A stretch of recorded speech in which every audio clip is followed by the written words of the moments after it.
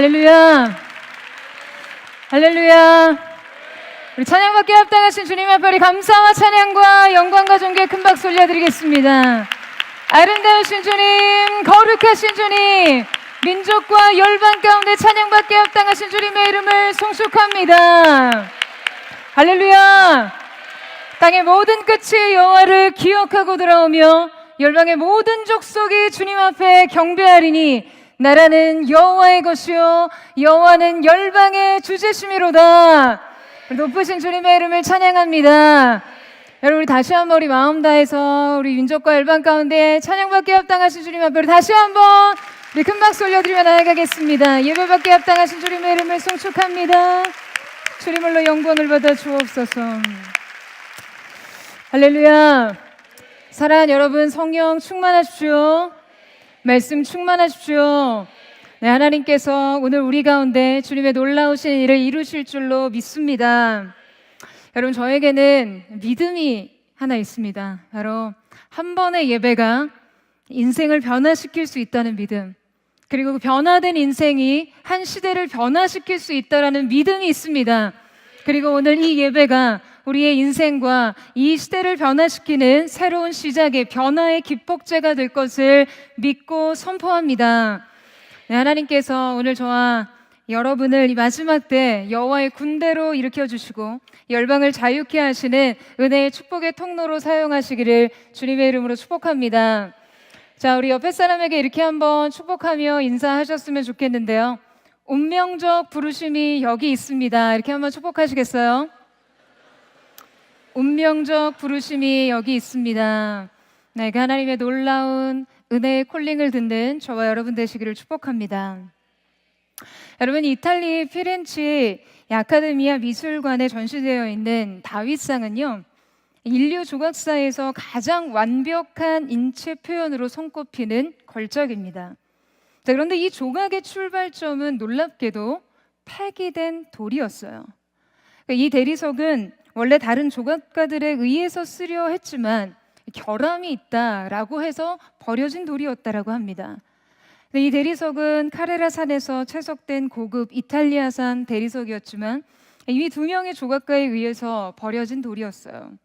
이미 다른 작가들에 의해서 다윗상을 만들고자 작업을 시작했지만 이 내부 균열과 또 미세한 파손이 있었기 때문에 이 돌의 결함으로 인해 작가들은 작업을 포기했습니다.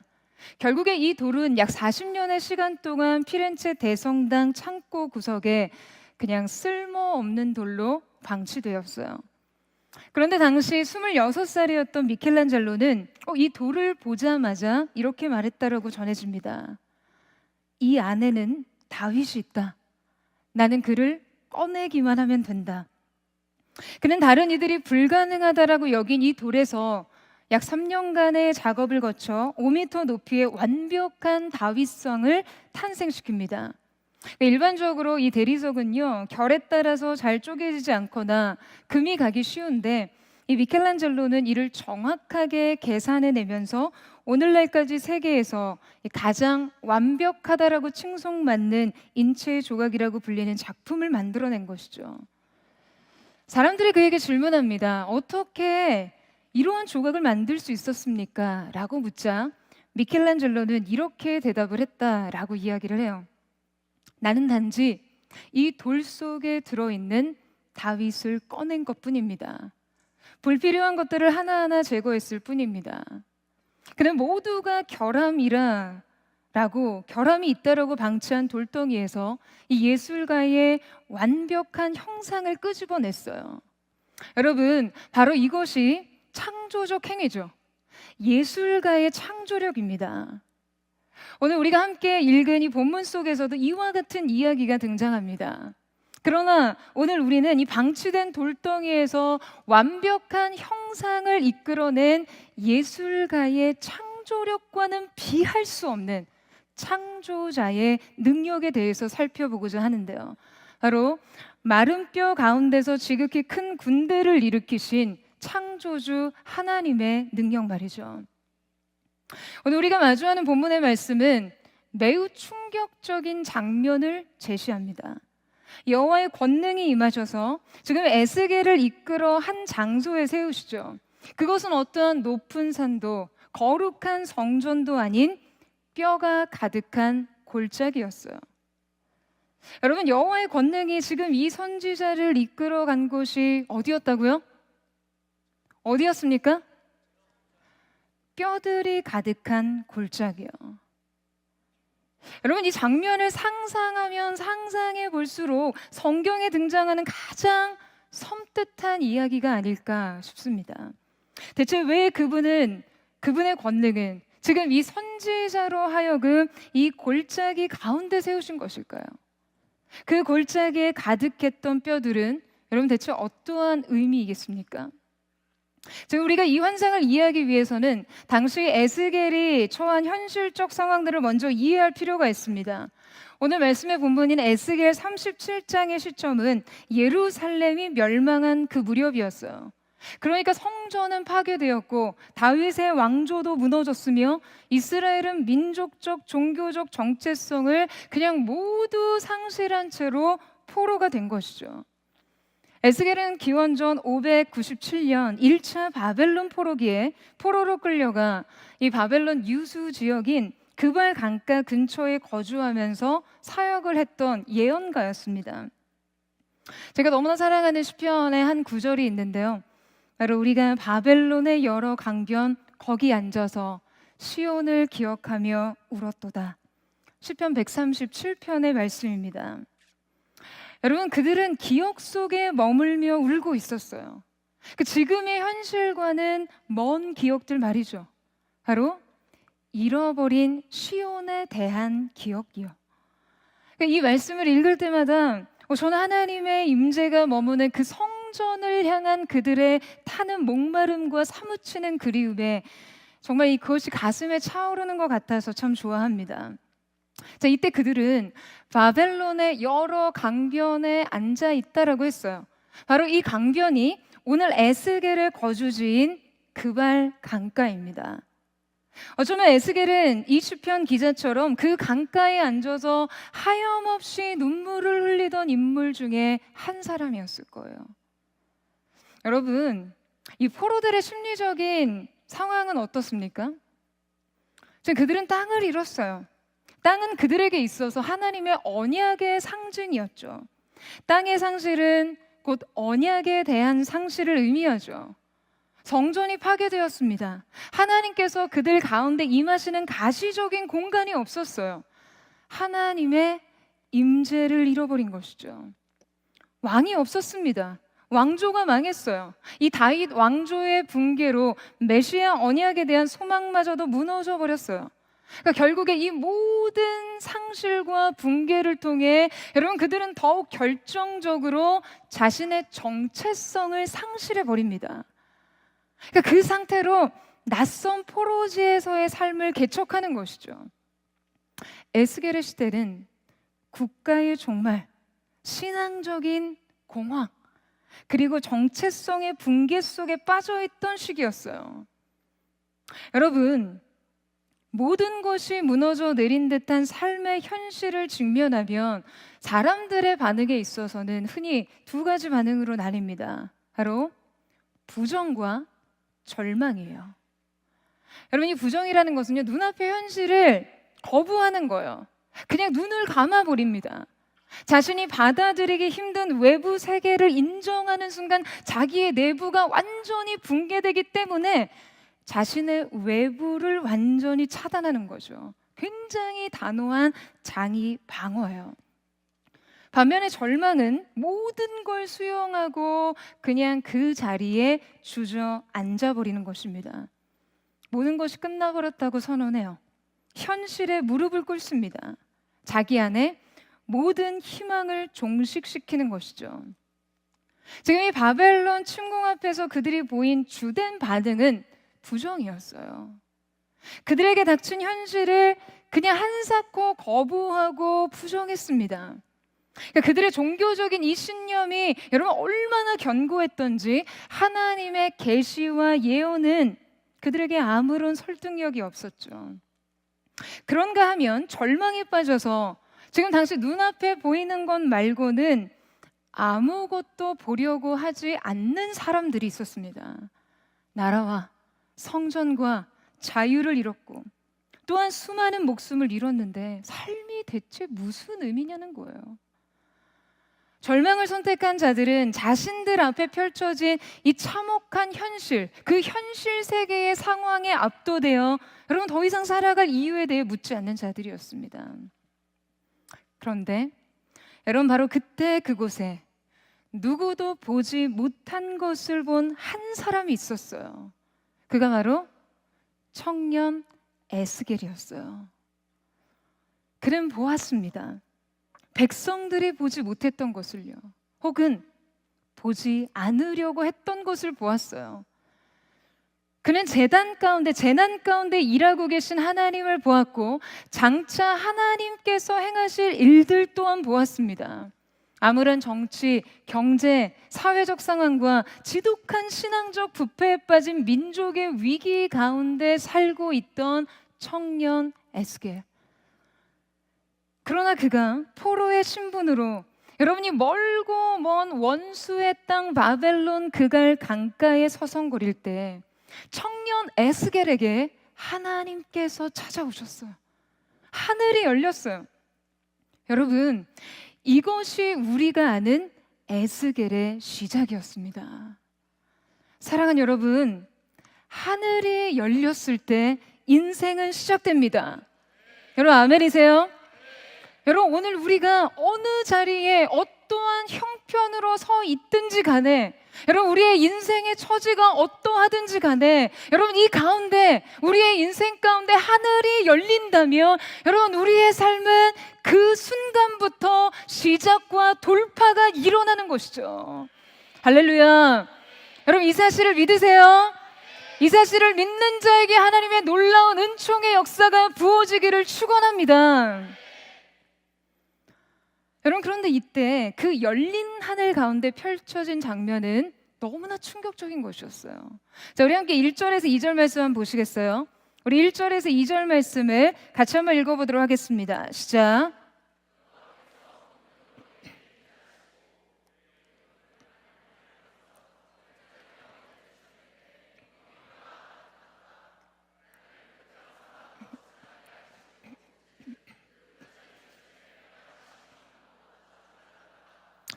자, 여호와께서 권능으로 내게 임하시고라는 말은요, 직접적으로 여호와의 손이 내 위에 있었다라고 번역됩니다.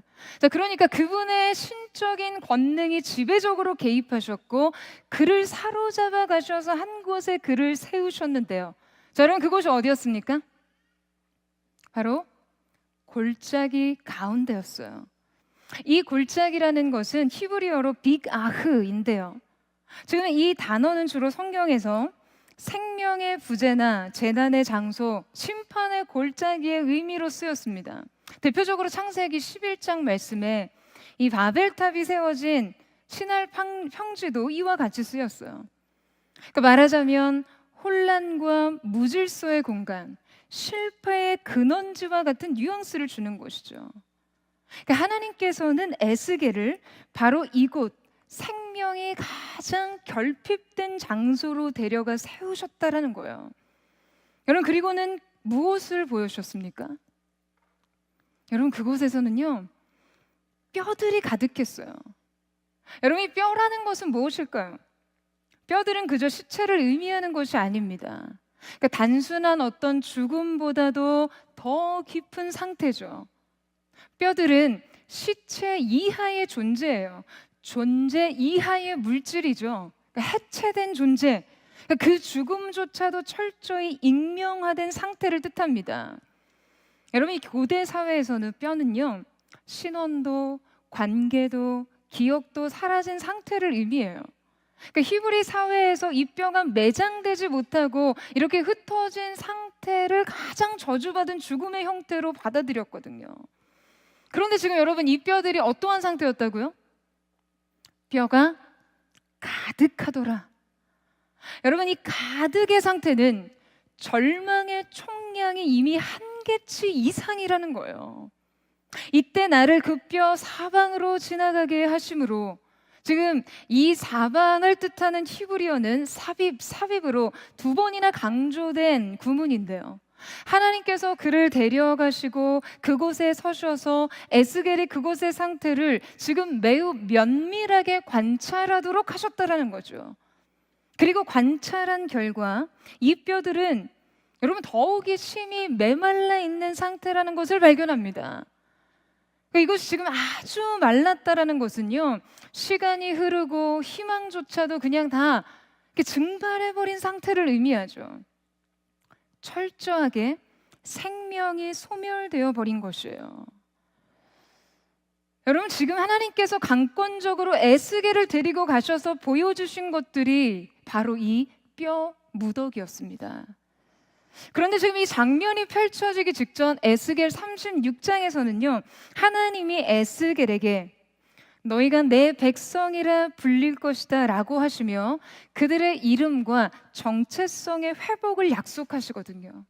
그리고 이 약속 이후에 에스겔을 불러 세워 보여주신 것이 바로 이 마른 뼈의 골짜기라는 것이죠.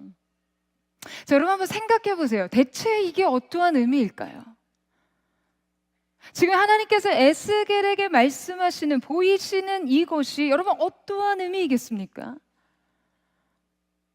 너희가 내 백성이라 불릴 것이라는 하나님의 이 약속은요, 철저하게 가장 절망적인 상태에서 시작된다라는 것을 보여주는 것이에요. 마른 뼈 골짜기는 단순히 죽은 자들의 공간이 아니라 더 이상 말할 수 없는 존재들, 기억이 없는 공동체, 자기의 역사를 이야기할 수 없는 상태를 말합니다. 즉, 너희는 나의 백성이라 불릴 것이라는 그 백성이 여러분 지금 이런 상태라는 거예요. 여러분, 하나님 없는 인간은 결국 말라버린 기억과 무너진 정체성으로 존재할 수밖에 없습니다. 바로 이 마른 뼈 무더기, 단순한 죽음을 넘어서 철저히 죽음에 정복된 상태, 이름도 존재도 실종된 자들, 그 하나님의 백성이라는 기억조차 희미해진 이 그들의 정체성과 관계의 단절을 지금 하나님께서는 이 마른 뼈의 무더기를 통해서 그에게 보여주시는 거예요. 여러분 어떠세요? 여러분 인정하시겠어요? 하나님 없는 인간, 하나님 없는 교회, 여러분 하나님 없는 민족이 바로 이 뼈 무더기 말고 뭐냐라는 거예요. 바로 이 마른 뼈 무더기와 같다라는 거예요. 그래도 목사님, 그래도 우리는 이름도 소속도 생명도 있지 않습니까? 아니요, 여러분. 하나님 없는 우리는 이름은 있지만 기억되지 못하고, 소속은 있지만 정체성을 느끼지 못하고, 살아는 있지만 기억되거나 호명되지 못하는 삶을 살 수밖에 없습니다. 여러분 오늘 이 인정이 우리 가운데 필요해요. 여러분 그런데 오늘 우리는 이 환상을 통해 또 한 가지 놀라운 사실을 증변합니다. 바로 이 뼈 무더기 현실이 우리의 삶의 실태라는 것과 더불어 그럼에도 불구하고 하나님의 시선이요. 여러분 그럼에도 불구하고 하나님의 시선이 그 마른 뼈 무더기에 뼈들에 머물러 있다라는 점이죠. 여러분 우리는 하나님께서 직면하게 하신 우리의 처절한 상태의 놀람과 동시에 한 가지 더 놀람을 느껴야 합니다. 그럼에도 불구하고 그분의 시선이 그 골짜기에 머물러 있다라는 사실 말이에요. 여러분 그분이 선지자를 강권하여 이끌고 가시기까지 그곳에 머물러 있었던 이 창조주의 시선에 대해 한번 묵상해 보셨어요? 하나님의 영광을 위하여 창조하신 그 자기 백성이 생명도 이름도 기억도 관계도 모두 잃어버린 상태로 존재 이하의 존재의 상태로 그냥 이렇게 해체되어 버려 있는 것을 바라보시는 그 창조주의 시선이요. 나라 없이 땅 없이 성전 없이 그냥 이름 없이 흩어진 그들의 현실과 존재. 그러나 그 위에 머무는 창조주의 시선, 여전히 이 마른 뼈 무더기를 향해 너는 내 백성이다 라고 절규하시는 창조주의 의지, 창조주의 외사랑. 여러분, 주님은 지금 에스겔에게 이 두 가지를 모두 보여주시는 거예요. 에스겔, 바로 이것이 이스라엘이다. 이것이 바로 너희다. 여러분, 에스겔은 이 뼈 무더기를 통해 자기 백성을 봅니다. 자기 자신을 봐요. 그리고 동시에 창조주를 봅니다. 바로 이러한 너희를 내가 다시 내 백성이라 부를 것이다. 나의 시선이 여기에 머물고 나는 끝내 흩어진 너희들의 이름을 부를 것이다. 할렐루야. 여러분, 오늘 이 시간 우리 역시 이 말씀 가운데 부르신 이유는 또한 무엇일까요? 여러분, 선행적인 하나님의 부르심과 이끄심의 은혜가 없이 이곳에 여러분 한 사람도 있을 수 없음을 믿습니다. 여러분, 동의하세요? 그렇다면 오늘 우리가 여기 있어야 하는 이유는 무엇일까요? 대한민국이요, 대한민국의 교회요, 이것이 바로 너희다. 창조주를 잊은 백성, 정체성을 잃은 교회, 생명을 모두 소멸한 뼈 무더기들. 사랑하는 여러분, 주님은 이 시간 우리도 역시 이 마른 뼈 골짜기 위에 세우십니다. 여러분, 보세요. 죽음을 보세요. 죽음에 정복된 인생들과 한 세대를 보십시오. 생명 없는 교회를 보세요. 여러분, 이곳이 하나님 없는 우리입니다. 창조주를 떠난 인간 존재예요. 여러분, 그렇다면 이것이 끝입니까? 여러분, 죽음이 우리의 종착지입니까? 희망 없음이 우리의 답인가요? 아니요, 여러분. 이것은 현실입니다. 하지만 답은 아니에요. 여러분, 우리의 답은 말씀과 약속에 있습니다. 여러분, 아멘이세요? 이효령 박사님의 저서를 보면 그런 말씀을 하세요. 목숨은 탄생과 더불어 죽음의 기저귀를 차고 나온다라고요. 그러니까 여러분, 이 죽음과 탄생은요, 하나의 짝으로 서로가 서로를 불러오는 것이죠. 우리는 죽음에 대해서 의식할 때 비로소 생명을 생생하게 느낄 수 있다는 거예요. 죽음을 기억하면서 동시에 생명을 갈망하게 되는 것이죠. 이것이 바로 죽음을 기억하다, 메멘토 모리예요. 그런데 여기서 이제 이효령 박사님은요, 믿는 우리에게는 더 나아가서 죽음이 아니면 들을 수 없는 하나님의 음성이 있다라고 했어요. 그러니까 하나님께서 그래서 우리를 죽음 앞에 세우십니다. 마른 뼈 앞에 세우세요. 주님의 생명을 의식하게 하기 위해서요. 여러분, 이때 하나님께서 하시는 말씀은요, 죽음이 아닙니다. 마른 뼈 무더기 앞에 선 에스겔은 이 참담한 죽음의 정복 앞에서 간절히 타오르는 여러분 한 가지의 열망을 느끼게 되었을 거예요. 바로 생명을 향해요. 생명을 향한 타오르는 갈망을요. 여러분, 무신론자들이 죽음에 대한 의식을 그저 메멘토 모리라고 말하지만, 여러분, 믿는 우리는 이 죽음 앞에서 하나님의 음성을 듣고 아멘이라고 말합니다. 할렐루야. 여러분, 무엇의 아멘이요? 생명의 아멘이요. 죽음이 아닌 생명의 아멘이요. 현실이 아닌 약속의 아멘. 생존이 아닌 부흥의 아멘이요. 여러분, 저는 오늘 우리의 인생에, 여러분 각자의 삶 속에 이 아멘이 울려 퍼지기를 주님의 이름으로 축원합니다. 할렐루야. 여러분, 저는 오늘 이 자리에 모이신 여러분이요, 정말 정말 이 대한민국의 영적인 상위 1%라고 믿거든요. 아니 왜 칭찬을 해도 이렇게 감동이 없으세요? 여러분 그렇잖아요. 이게 무슨 축복 대성인가요? 여러분이 할 일 없어서 휴가 극성수기에 여기 이렇게 더운 날 모여 있는 건가요? 하나님 앞에서 내 인생 성공을 위해서, 축복을 얻기 위해서 은혜를 좀 달라고 부르짖는 자리 아닌 선교 한국 열방을 깨우는 예배자들로 예배가 없는 곳에 예배를 주고 한 번도 그리스도의 복음을 듣지 못한 자들을 향해 불붙은 열정으로 오늘 이 자리에 오신 거 아닌가요? 여러분 저는 정말 여러분이 대한민국의 영적 상위 1%라고 믿습니다. 특히 젊은 세대가 세상을 향해 인간의 내면의 욕망을 불태우는 시간이 아니라 하나님의 말씀 앞에서 영혼의 갈망을 태우는 이 시간, 이곳에 계신 여러분이요, 대한민국의 영적 기상도를 변화시켜 주셔야 돼요. 여러분 구멍난 영적 평균의 수위를 높여주셔야 하는 줄로 믿습니다. 할렐루야.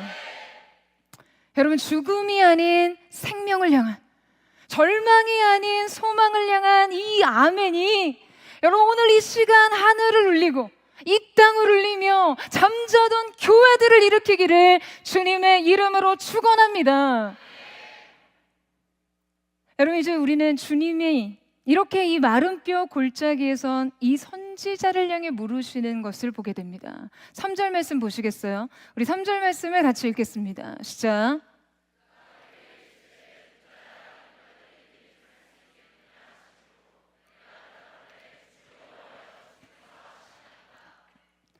자, 이 극적인 순간에 하나님께서는요 에스겔에게 한 가지 질문을 던지세요. 이스라엘의 종교 철학자인 아브라함 헷셀이라는 분은 철학은 인간의 질문에서 시작되고 그러나 신앙은 하나님의 질문으로 시작한다라는 말을 했습니다. 그러니까 철학은요 여러분 인간의 내면에서 우러나오는 질문에서 시작돼요. 인간은 도대체 누구인가? 진리는 도대체 무엇인가와 같은 질문들이죠. 여러분 이러한 질문에 답하기 위해서 인간은 몸부림칩니다. 이 질문에 답을 달기 위해. 그러나 여러분 생각해 보세요. 그것이 정답일지 오답일지 누가 평가할 수 있을까요? 우리는 한낱 피조물에 불과한데요. 철학이 인간의 질문으로부터 시작된다면 여러분 우리의 신앙은 하나님의 질문으로부터 시작됩니다. 아담아, 내가 어디 있느냐? 하갈아, 내가 어디서 와서 어디로 가느냐? 하나님께서는 인생을 향해 질문하시고 이 질문을 통해 생의 의미들을 파헤치시고 하나님 자신을 드러내세요. 그리고 우리는 창조주의 이 질문에 응답할 때 비로소 우리 자신의 존재를 확인하고 진리를 발견할 수 있습니다. 하나님께서는 오늘 에스겔에게도 결정적인 질문을 던지세요. 하나님께서 그를 부르십니다. 사람아, 에스겔아 라고 특징해서 부르시는 것이 아니라요, 사람아 라고 보편적인 부름으로 그를 부르세요. 여러분 이 부름은 어쩌면 우리 모두에게 하시는 건네는 질문일지 모릅니다. 자, 그리고 여러분 뭐라고 질문하시죠? 뭐라고 질문하세요? 이 뼈들이 살 수 있겠느냐? 이 뼈들이 능히 살 수 있겠느냐? 여러분 많은 사람들이 주님의 이 질문 앞에서 자신의 대답을 생각해 봅니다. 예 혹은 아니요로 말해요. 이 질문에 예 혹은 아니요라고 말하는 이 두 가지 답안에서 자신의 믿음을 확인하려고 합니다. 하나님께서 우리에게 단도직입적으로 이토록 마치 무슨 답이 정해져 있는 것처럼 이 뼈들이 능히 살겠느냐라고 물으시는데 여러분 거기에 대고 어떻게 아니요? 라는 답이 정답이 될 수 있겠어요? 이것의 전적인 동의와 확신까지가 아니라고 할지라도 우리는 적어도 자신이 예 능히 살겠나이다 라고 답하도록 어떤 믿음의 방향성을 가질 수밖에 없죠. 그런데 우리는 이 질문에 대한 답변 속에서만이 아니라 여러분 사실은 이 질문 자체로부터 우리의 자신의 믿음을 먼저 점검해 봐야 합니다. 주님이 우리에게 이 마른 뼈들이 능히 살겠느냐라고 물으시기 전에 여러분 우리는 이 마른 뼈 앞에서 과연 무슨 생각을 하겠냐라는 거예요. 과연 주님의 질문이 떨어지기 전 여러분 이 마른 뼈들을 보며 어떤 생각을 하고 있을까요? 여러분이라면 마른 뼈들 앞에서 어떤 생각하시겠어요? 여러분 제가 짐작하건대요, 우리의 믿음의 수위는, 우리의 관점의 수준은 결코 이 질문에서 시작조차 할 수 없다라는 거예요. 그러니까 이게 무슨 말이냐면요, 여러분 우리가 골짜기에 가득한 이 마른 뼈들을 보았다면 과연 애초에 이 마른 뼈들이 살 수 있을까? 이 뼈들이 과연 살 수 있을까라는 질문을 던질 수냐 있겠냐라는 거예요. 아마도 이 뼈들을 바라보며 우리가 던지는 질문은 고작 해봐야 여기에 왜 이런 뼈들이 있지? 저는 그랬을 것 같아요. 여러분 어떠세요? 저랑 수준이 다르신가요? 저는 그랬을 것 같아요. 여기 왜 이런 뼈들이 있지? 이 뼈는 누구 거지? 왜 죽었지? 왜 하나님은 날 여기로 데려오셨지? 라는 정도의 질문일 거예요. 여러분 과연 인간의 존재가요, 이 마른 뼈들을 바라보며 이 뼈들이 살 수 있을까를 질문할 수 있을까요? 여러분 이 질문은 애초에 창조주의 질문입니다. 이 질문은 전능자의 질문이에요. 이것이 살 수 있는지 없는지를 질문할 수 있는 것은요, 여러분 인간의 능력과는 너무나 멀어요. 이것이 바로 주님과 우리의 차이입니다.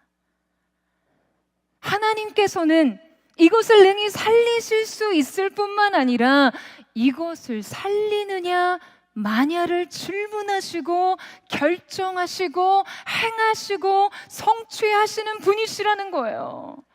할렐루야. 그러니까 사람이 죽어 남긴 흔적 정도가 아니라 그냥 말라 비틀어져서 생명의 기운이라고는, 생명의 가능성이라고는 털끝만치도 남지 않은 이 마른 뼈들을 보시고 이것이 살 수 있는지를 질문하시는 주님께서는 끝내 이 뼈들을 일으켜셔서 군대로 만드시는 분이십니다. 여러분 이 차이를 아는 것이 믿음이에요. 단지 이 질문에 살겠나이다를 긍정하는 것만이 믿음이 아니에요. 여러분 우리에게는 보다 근본적으로 세워져야 할 믿음이 있습니다. 그 믿음은요, 하나님께서는 애초에 모든 것이 끝장난 죽음 앞에서도 우리와는 전혀 다른 질문을 던지실 수 있는 분이라는 것을 믿는 믿음입니다. 주님이 누구이신지를 아는 이 믿음.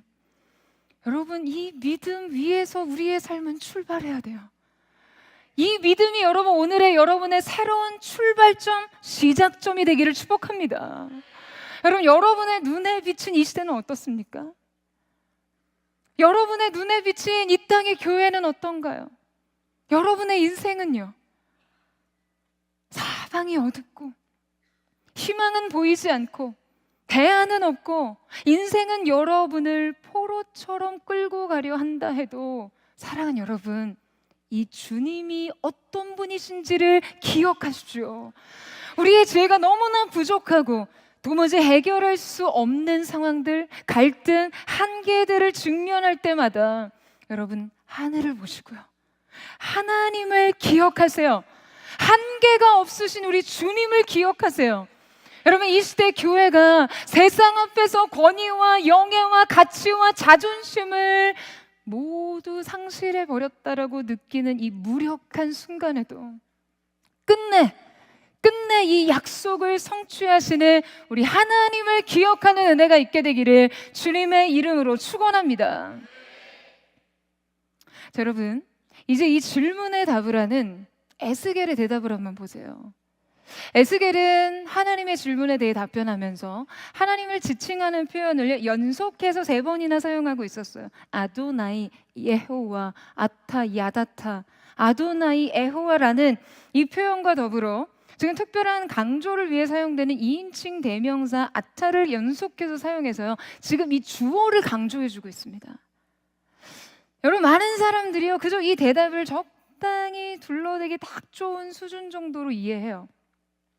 뭐 아니라고 하면 믿음이 아닌 거고, 살아날 것이라고 확신한다면 이거 좀 지나친 낙관이니까 적당히 주사위를 주님께 던진 것이 아니냐. 주님은 아십니다. 내 믿음은 판단 중지. 그러나 주님은 하실 수도 있다는 낙관도 비관도 아닌 그냥 적절한 회피 수준의 답변 말이죠. 여러분, 그런데 에스겔의 이 답변은요, 단순히 의식된 겸손이나 어떤 적정 수준의 낙관, 회피의 고백이 아닌 완성된 신학적 고백이었습니다. 여러분, 그는 고백합니다. 아도나이 예호와 야타 야다타. 아도나이, 전능하신 하나님의 이름이 말해듯이 하나님께서는 능히 그 일을 하실 수 있는 분이지만, 여러분, 이 믿음을 고백함과 동시에 마른 뼈들이 살아나거나 또는 살아나지 않는 것은 하나님의 결정, 즉 이것을 살리고 죽이는 일의 결정이 하나님께 속해 있다라는 그분의 주권에 대한 고백이 포함되어 있는 답변이었어요. 그래서 주님이 아신다라는 거예요. 여러분, 오늘 우리에게 요구되는 믿음 역시 바로 이 믿음입니다. 여러분, 아멘이세요?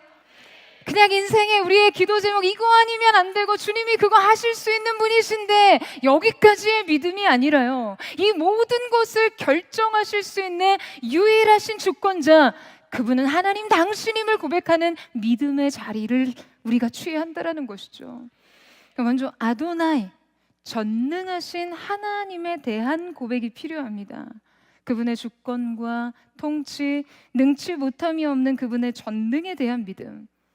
근데 여러분, 정말 우리의 믿음이 여기에 머물 때요, 우리의 신앙은 하나님의 그냥 능력에 초점이 맞춰지게 돼요.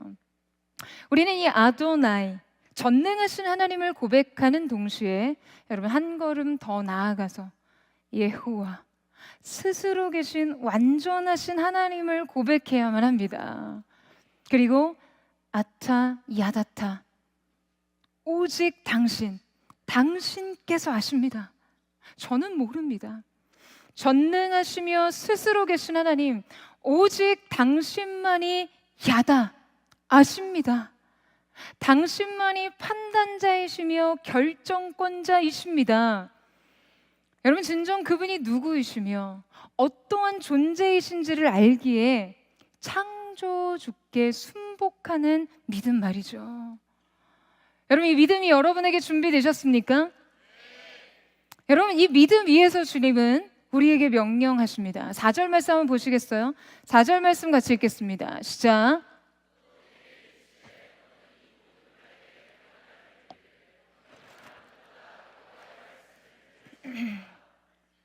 자, 하나님의 에스겔에게 이 마른 뼈들을 향해 대언을 명령하십니다. 생명을 향해서가 아니라 죽음을 향해서요. 자, 여러분, 이거 어쩌면 이것이 우리의 삶의 방향성 아닙니까? 우리는 죽음을 향해서 생명을 선언하는 자들입니다. 여러분, 아멘이세요? 여러분은 그저 풍요와 번영의 땅에서 그 땅의 열매로만 배부르고 살찌우는 자들이 아니라는 거예요. 사망의 땅에서 죽어가는 영혼들에게 생명을 선언하는 자들이죠. 할렐루야. 여러분, 그런데 왜 하나님께서요, 그 뼈들을 향해서 직접 말씀하지 않으시고 이렇게 대언을 하라고 하셨을까요? 여러분, 하나님께서 에스겔에게 마른 뼈들을 향해 대언하라고 하신 이유는 이거 단순한 어떤 전달 방식의 선택이 아닙니다. 하나님께서는 그분의 역사를 이루실 때 하나님의 사람을 말씀의 도구로 사용하십니다. 그냥 하나님께서 직접 하실 수도 있는데 대언하게 하신다라는 거죠. 여러분, 왜요? 여러분 이때 그분의 말씀을 대언하는 에스겔은요, 단순한 기적의 목격자가 아닙니다. 하나님께서는 에스겔에게 생명의 말씀을 대언하게 하심으로 죽음과 관계 맺게 하십니다. 이 사명에 참여하게 하심으로 완전히 파괴된 세계, 생명이 결핍된 존재들과 여러분 직접 관계 맺게 하세요. 그렇게 하나님의 구원 사역의 주체가 되는 것이죠. 여러분 바로 이와 같이 지금 여러분 한 사람 한 사람을 이 시대의 에스겔로 부르십니다. 단순한 목격자가 아니라, 기적의 목격자가 아니라 그 사역의 주체로서 죽음을 향해 서서 생명을 선언하는 자들로, 이 영광스러운 부르심에 선택된 여러분이, 여러분 이제 생명을 외쳐야 하는 것이죠. 여러분 그렇다면 이때 우리가 감당해야 될 사명이라는 것은 여러분 어떤 성격을 띱니까? 지금 하나님께서 부여하신 대언적 사역에는 어떠한 권한이 있나요? 자, 여러분 권위자의 어떤 위임장 같은 것을 한번 생각해 보세요. 이때 위임장이라는 것은요, 위임한 사람의 말과 선언 그대로를 효력을 갖습니다. 그리고 그 권한은 누구를 통해 행사됩니까? 위임된 사람을 통해서 그의 권위와 그의 말이 그대로 행사돼요. 그러니까 지금 하나님께서는 마른 뼈로 하여금 직접 선언하실 수도 있는 상황이었지만 대언자 에스겔을 그 사이에 세우셨죠. 그러니까 이때 하나님의 말씀과 에스겔의 대언 가운데는요, 여러분 어떠한 간극이 없습니다. 그분의 창조의 능력은 이 대언적 선포 가운데 가감없이 발휘되는 것이죠. 여러분 에스겔이 아도나이와 여호와의 믿음 위에서 지금 온전히 연합하자 주님은 이 말씀의 선언을 그대로 실현시키십니다. 그러니까 이 천지를 말씀으로 창조하신 하나님의 능력과 권세와 권위와 권능이요 그대로 인생 위에 위임된 것이에요.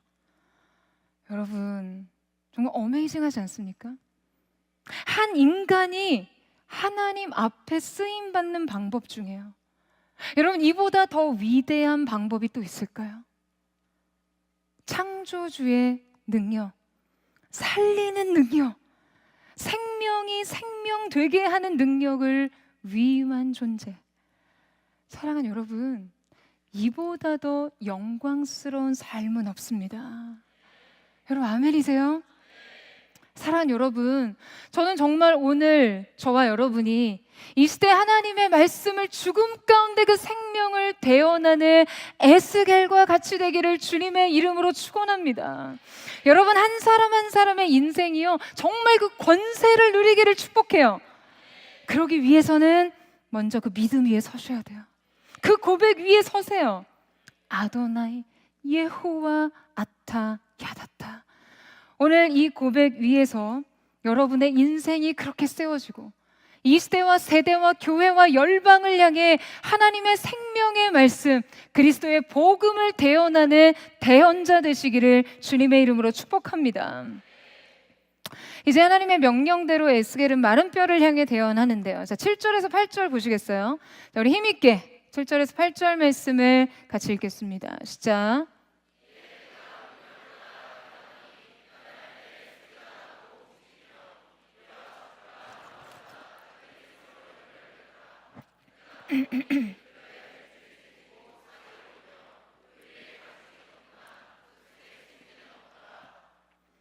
자, 여러분 보세요. 이 명령의 흐름은 다음과 같습니다. 먼저 말씀이 뼈에 들렸죠. 그러자 무엇이 생겼습니까? 지금 뼈와 뼈들이 연결됐어요. 뼈들이 막 움직이면서 서로 들어맞기 시작합니다. 뼈와 뼈들이 연결된다는 것은요, 이게 지금 관계적으로 재구성한다는 의미거든요.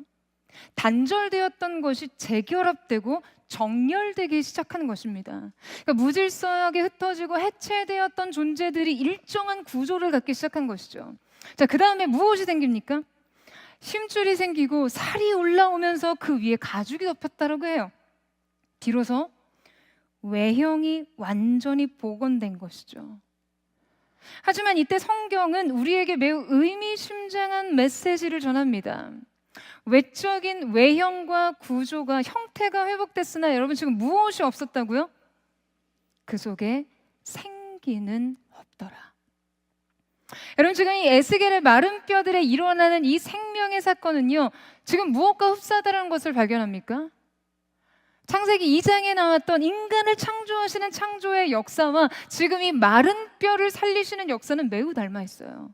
창세기 2장에서 하나님은 사람을 흙으로 빚으셔서 형상을 만드셨다고 했죠. 먼저 형태와 구조를 만드셨습니다. 근데 여러분, 흙으로 막 하나님이 빚으시자 사람이 생명이 됐습니까? 생명이 됐어요? 아니에요.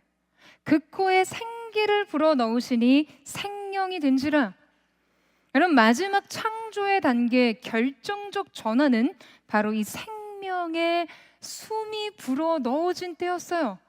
9절 말씀에 또 내게 이르시되 인자야 너는 생기를 향하여 대언하라. 생기에게 대언하여 이르기를 주 여호와께서 이같이 말씀하시기를 생기야 사방에서부터 와서 이 죽음을 당한 자에게 불어서 살아나게 하라 하셨다 하라. 아멘. 여러분, 오늘 말씀 가운데 기록된 생기는 히브리 원어로 루하흐라는 단어인데요, 지금 성경에서 구속사의 세 가지 장면에 여러분 매우 상징적인 의미로 등장합니다. 바로 창조의 역사, 그리고 에스겔의 마른 뼈 골짜기, 마지막으로 오순절 성령 강림의 사건에서였어요. 그러니까 여러분, 이 단어는요, 생명이 아닌, 어김없이 생명이 아닌 존재, 존재 이전의 존재, 죽은 자들, 생명이 없어 말라 비틀어진 존재에 생명을 부여하는 결정적인 요인으로 작용했습니다. 그러니까 그야말로 존재를 존재되게 하는 능력 말이죠. 여러분, 이 생명의 비밀은 이 생기에 있었어요. 이 영의 호흡에 있었어요. 생명을 불어 넣어주시는 성령의 역사 말이에요.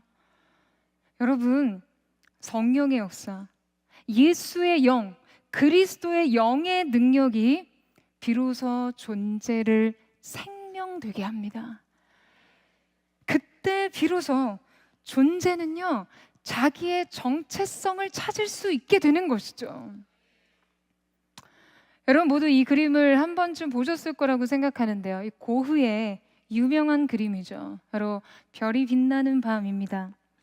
이 작품은 그가 생레미 정신병원에 입원해서 그린 작품으로 잘 알려져 있는데요, 자신이 보았던 그 아름다운 밤하늘을 신비롭게 그렸어요.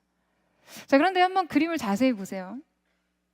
자, 이 그림을 자세히 보면 집집마다 불이 켜져 있는데 여러분, 유일하게 한 곳에 불이 꺼져 있습니다. 자세히 보시겠어요? 보이세요? 여러분, 어딘 줄 아세요? 교회요.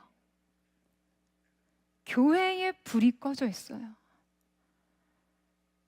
별이 빛나는 아름다운 밤, 그 어두움을 밝힐 수 없었던 한 곳이 고흐에게는 교회였어요.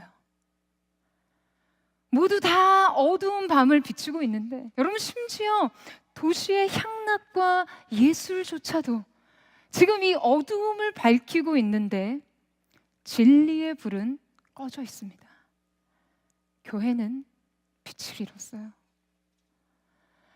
여러분, 저는 어쩌면 고흐가 고발하고 싶었던 것은 지금 이 황홀한 밤의 정서에 유독 짙게 끌린 교회의 그림자 아니었을까?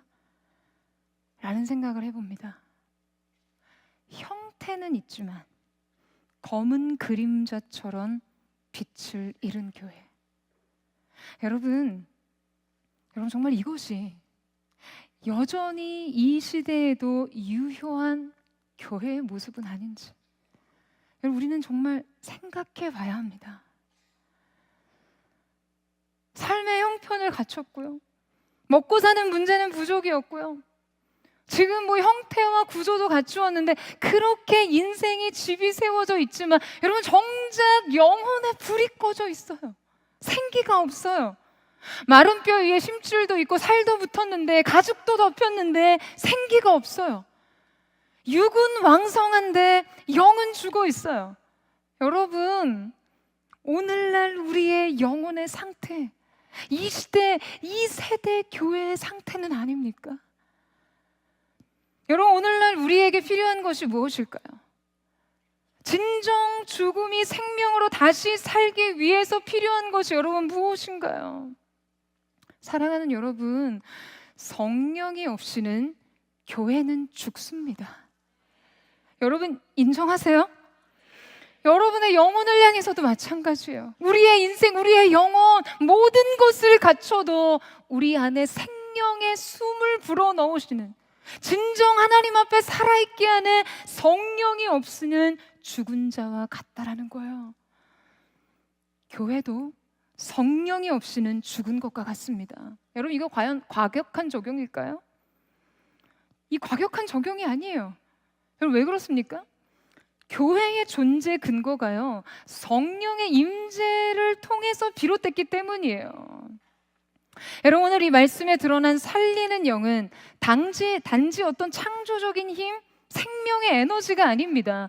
그것은 하나님께서 보내신 살아있는 호흡, 말씀과 함께 오시는 영이며 신약에 이르러서는 예수의 영, 우리 안에 또 교회 안에 그리스도의 사역을 일으키는 영인 것이죠. 여러분, 이 시대에 성령의 임재가 없는 교회는요, 그냥 생명 없는 육체가 시체뿐인 것처럼 그저 건물과 조직만이 덩그러니 남아있는 그런 그림자 같은 곳이 되는 것이죠. 여러분, 생명을 주시는 분이 없으면 생명이 있을 수 없고, 진리의 영이 없으면 깨달음은 오직 이성의 사유에 그치고, 성령의 열매가 없이는 그리스도를 닮은 성품과 인격으로 변화될 수 없기에, 여러분, 우리의 신앙 역시 성령의 임재와 인도하심 없이는요, 그냥 경직된 자기 의만 난무할 뿐입니다. 이때 모든 신앙적 열심은 그냥 헛된 자기의 의가 될 뿐이에요. 여러분, 애초에 뼈는 해체된 존재들의 잔재였습니다. 생명도 이름도 정체성도 없는 존재 이하의 존재 말이죠. 이들은 매장조차 되지 못한 채 잊혀지고 기억되지 않은 상태였어요. 그러니까 이들에게 말씀에 대언되었을 때 지금 분절된 뼈들이 서로 연결되고 외형을 갖출 수는 있었지만요, 여러분, 하지만 이것은 생명은 아니었습니다. 생명의 본질은 바로 하나님의 루하, 그 하나님의 숨결이 부어졌다라는 데 있어요. 여러분, 이 사실을 믿으세요? 즉, 인간의 존재가 그저 자율적이고 독립적인 주체가 된다고 생명이 되느냐? 그게 아니라는 거예요.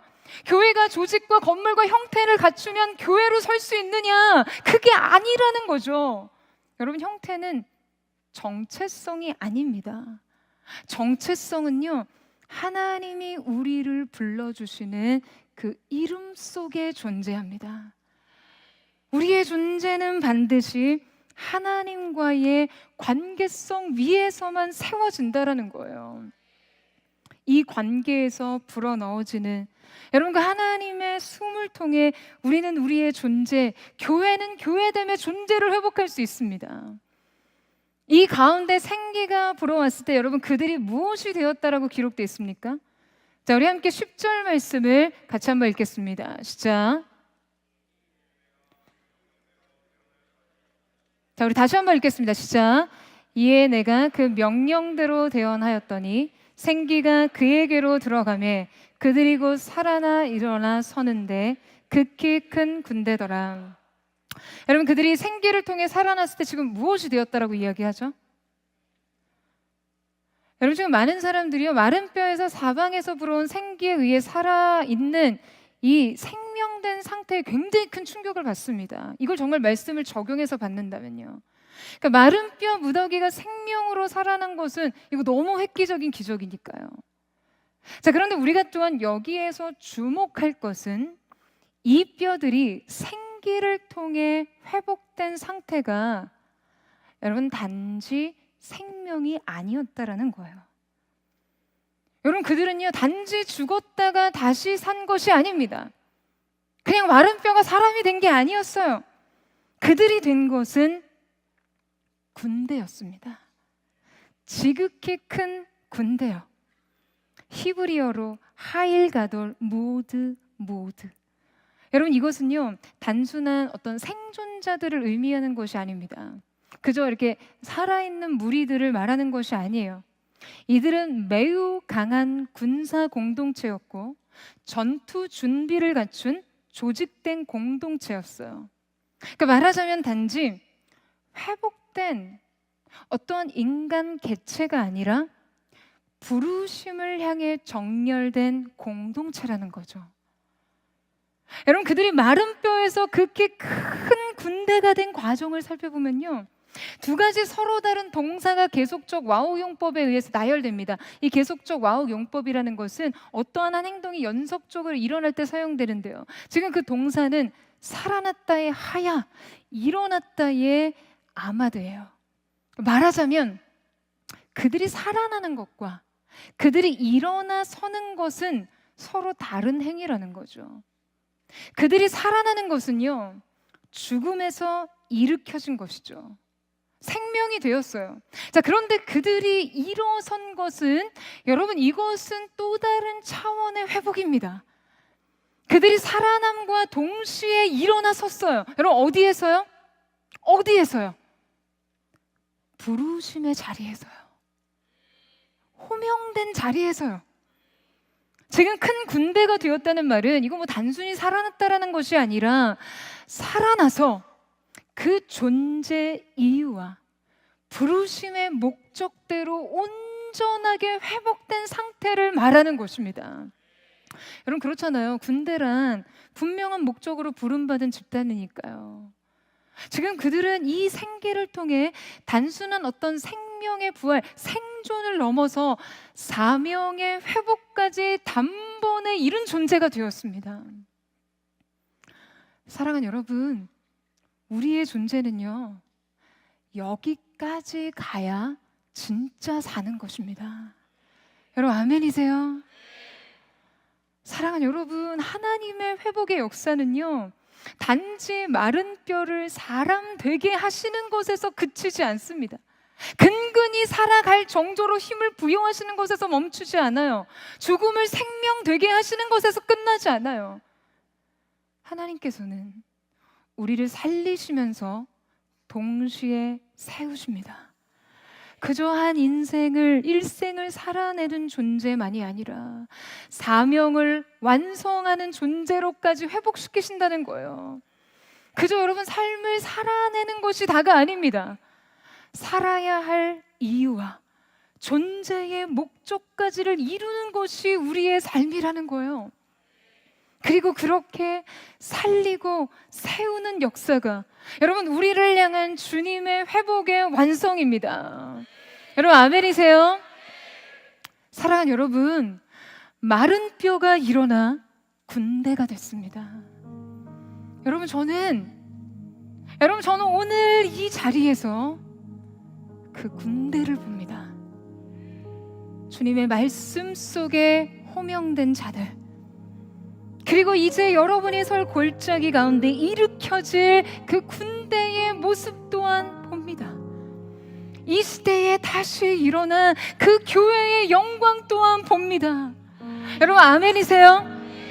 사랑하는 여러분, 이 시간 여러분 한 사람 한 사람이 진정 이 시대의 교회 아닙니까? 그리스도의 영, 예수의 영으로 다시 일어난 군대가 여러분 이 시대에 주님의 참된 교회가 되어야 하지 않겠습니까? 여러분, 생존을 위해 사시겠어요? 여러분, 성공을 위해 사시겠어요? 여러분, 저는 오늘 정말 이 가운데 청년 에스겔과 같은 자들이 일어나기를 원합니다. 재난 가운데서도 부흥을 외칠 수 있는 자, 현실을 부정하든 좌절하는 인생 현실 앞에서도요, 열린 하늘을 통해 하나님께서 여전히 이 가운데서 일하고 계시다라는 사실에 주목할 수 있는 사람. 여러분, 하나님의 침묵, 암흑 같은 시대의 어둠, 여러분, 그것은요, 하나님 앞에 깨어있는 한 사람이 준비하지 못했기 때문이에요. 한 나라, 한 시대, 한 세대를 하나님께서 일으키실 때 그 가운데 하나님 앞에 서 있는 한 사람을 통해 그 일을 이루시는 줄로 믿습니다. 여러분, 아멘이세요? 그래서 오늘 이 자리에 오신 여러분 한 사람이 진정 예수가 내 인생의 진정한 소망이라고 외칠 수 있는 그 한 사람, 그 하나의 교회가 되어주셔야 합니다. 이 성령의 역사에 끝없는 전진과 확장이 계속해서 땅끝을 향해 가는 것, 여러분, 결코 소경은 소경을 인도할 수 없어요. 나를 변화시키지 않는 복음을 가지고 누구의 인생을 변화시키나요? 마른 뼈 같은 내 인생을 살리지 못한 하나님의 말씀이 어떻게 열방을 벌어먹일 수 있나요? 여러분, 오늘 하나님의 말씀이 여러분의 영혼 가운데 먼저 대언되기를 축복합니다.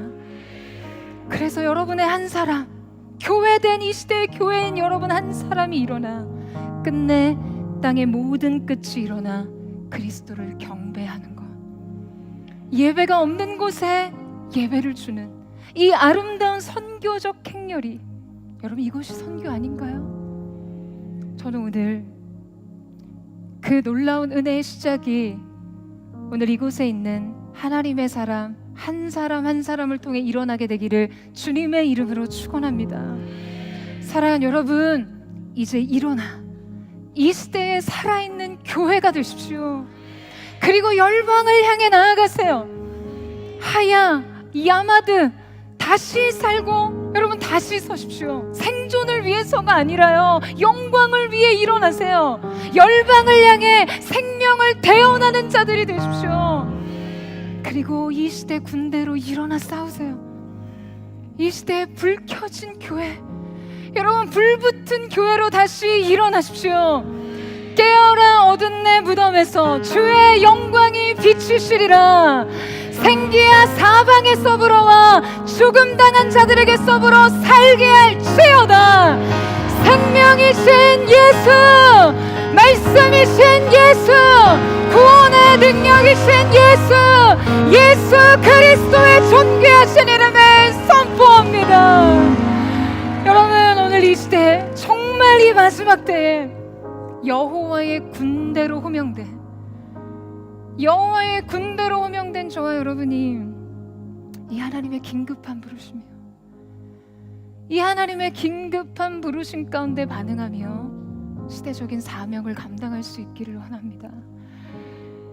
여러분, 눈에 비친 이 시대가, 교회가, 여러분의 인생이 마른 뼈와 같다 할지라도 오늘 우리를 다시 살게 하시는 성령께서 나를 살리시고 주님의 몸된 교회된 내가 이 시대와 세대를 다시 살리는, 열방을 주님께 인도하는, 주님 오시는 그 길을 예비하는 신부의 세대로, 주님의 교회로 주님 앞에 거룩하게 쓰임받기를 주님의 이름으로 축원합니다.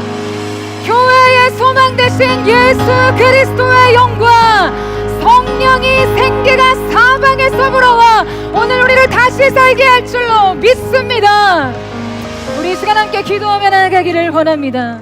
사랑하는 주님, 오늘 이 시대와 이 땅의 교회와 우리의 인생이 어떠하든지 간에 오늘 이 가운데 우리를 군대로 호명하신 여호와 하나님의 말씀이 선포될 때 그 성령의 생기가 불어 우리를 다시 살게 할 때 이 시대를 살리는 여호와의 군대가 될 줄로 믿습니다. 교회여 일어날지어다. 내 영혼아 깰지어다. 우리 거룩하신 성령의 임재, 주님 하늘의 문을 여시고 에스겔에게 보여주셨던 재난 가운데도 일하시는 하나님의 부흥의 역사를 오늘 우리가 환상 중에 보게 하여 주시옵소서. 우리 전심으로 주여 성함 부르짖고 우리 합심한 통성으로 기도하겠습니다.